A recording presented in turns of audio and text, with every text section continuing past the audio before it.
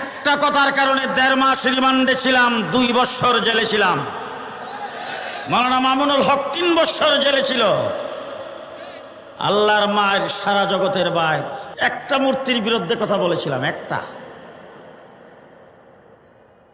বলছিও খুব যুক্তি তর্কের মাধ্যমে, খুব সুন্দর ভাষা দিয়া।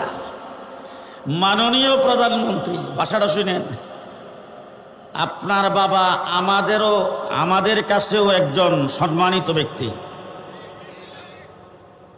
যার নেতৃত্বে সংগ্রাম করে দেশ স্বাধীন হয়েছে। আমার দিকে খেয়াল আছে তো আপনাদের? হ্যাঁ, কথা শুনেন, আমাদের কথার মধ্যে কোনো ভুল নাই। আপনার বাবা আমাদের কাছে অত্যন্ত পূজনীয় ব্যক্তি, আমরা তাকে সম্মান করি, ইজ্জত করি। দেশ স্বাধীন হয়েছে আপনার বাবার নেতৃত্বে, কিন্তু আপনার বাবার মূর্তিটা যাত্রাবাড়ির মোড়ে লাগাইবেন, ওইটার মাথার মধ্যে বৈশা কাকে পাকিয়ে পায়খানা করবে,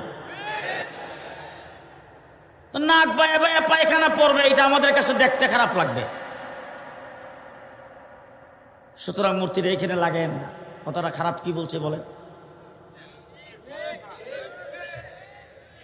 একটা কথার কারণে 1.5 মাস রিমান্ডে ছিলাম, 2 বছর জেলে ছিলাম।